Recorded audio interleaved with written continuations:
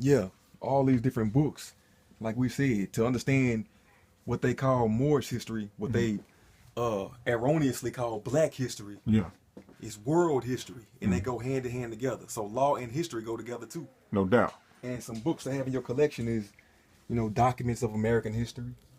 When people think about Moors, the little bit that they have learned, they think about in Spain. Mm-hmm. But what they don't understand is Moors were worldwide, Yeah. all over the place, even on this place. Mm-hmm. Do some research on the Olmecs, the origins of English words, encyclopedia of letters, how to format certain letters, encyclopedia of medical dictionary. Mm-hmm. I got just books on everything, man. This is a dictionary of early Christian biography, another dictionary of ancient deities, and Jesus is just one name amongst hundreds of others in this book here. See? Can you reference something? I got it. That's good. That's good. Okay. Can you reference something about it or pull it out? Damn. So we can actually show the people. What's the name of this book again? Dictionary of Ancient Deities. Ancient Deities. Bobby Hemmett. I learned about this book from Bobby Hemmett. Okay. He referenced this book. And basically it's just talking about all of the deities or gods or goddesses that people have worshipped throughout history. Order? Mm-hmm. Oh man, that's deep. And like I said, that's deep. These are gods. The name. Look at this. In alphabetical order. And like I said, Jesus or Muhammad or Buddha, Krishna are just names. Yeah. In this book. Yeah. So this book consists of names and gods that people have forgotten about. Yeah. That's something to think about. Yeah. And something else to think about is those gods all represent the same thing for the most part. But people don't understand the science behind that. Good. That's what I'm talking This about. right here. Yeah, yeah. The history of the U.S. Marine Corps. What's this book about? It's about the Marines, over here in the United States and who they fought historically. And it's talking about all of that. You know what I'm saying? It's going into detail. Okay. What's this right here? I'm not even sure. I got a lot of books I haven't even looked at. You can go to hit up your Goodwills and stuff like that and find a lot of good books for cheap. Yes. I got a lot of books in regards to history down here. This one right here, Complete History of the World. This one right here, 1776. This one is The Founding of the United States. The History of America. This one right here, what's that? George Catlin and the Old Frontier.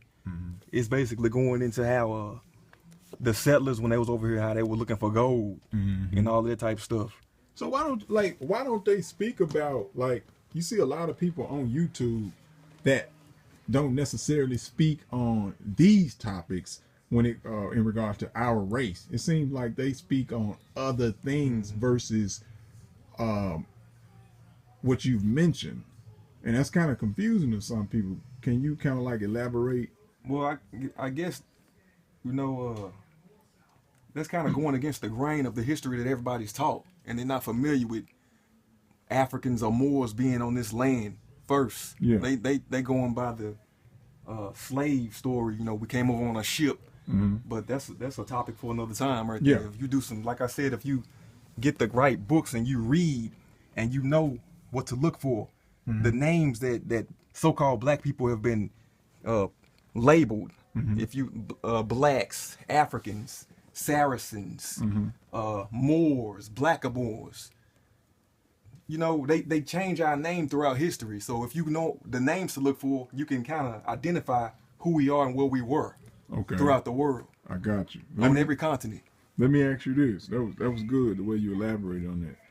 Something's catching my eye where it says Holy Bible, and I see the Masonic compass and square. Okay. The symbol that they use within masonry.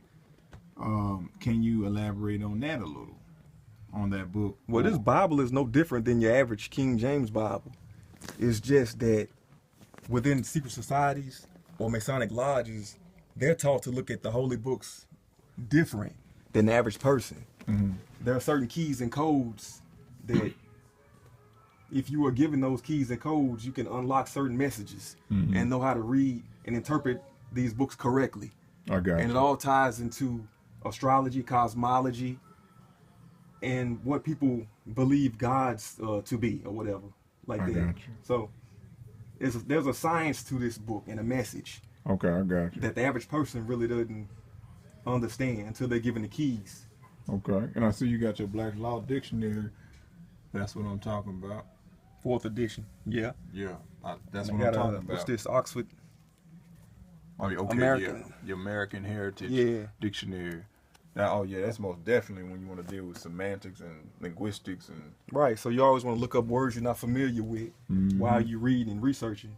Now, one thing about the people that say that they are educated, and I don't normally really see people with this amount of books.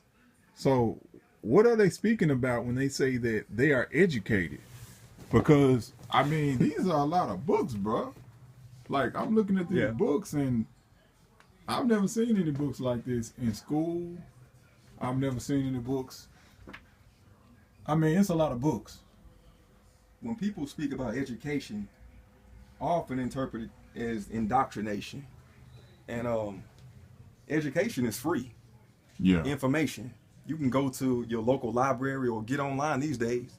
You know, you got more information in your phone than any library on earth. You access to anything you want to see. Yeah, I agree. So if you spent your time wisely and looking up real information, you can learn all of this on your own. I agree. You know? So I agree. there's a difference between real information, education, and indoctrination. Yeah, I agree with that, bro. And I see, man, you've been really doing your studies, and I see you really on your thing. Could you explain this one more time to the people? I got a better angle this time as far as what's going on right here. This is basically an altar that I have set up to pay homage and respect to the ancestors. You know, and it's symbolic of the 4 elements. And the 4 elements are earth, air, fire, and water. And that's basically what that is, man. Could you point it out so they can see it? Earth element, fire, no, I'm sorry, air. Feathers and incense on the inside represent the element of air. I got feathers on the side and the top. The pine cone here represents the pineal gland. In between your 2 eyes on your forehead, you have what they call a 3rd eye.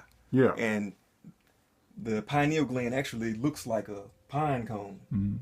Is that in any relation to the eye that's on the pyramid on the back of the Federal Reserve note? Like that symbol? Oh yeah, basically yeah. You know what I'm saying? It's Okay. It's the eye to the I don't want to get too deep on it. Okay. But it's basically the eye to having insight into higher consciousness. Yeah. The metaphysical. Okay. I got you. I got you. So this is the fire element, and you got water.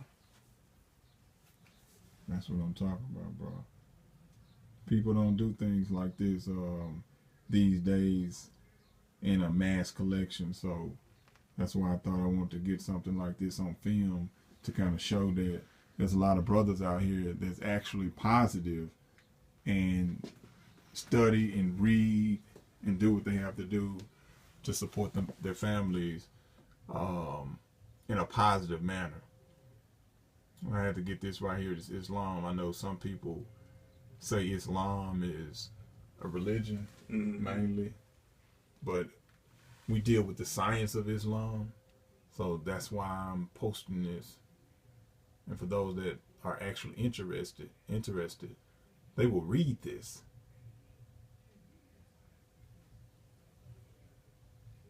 Peace.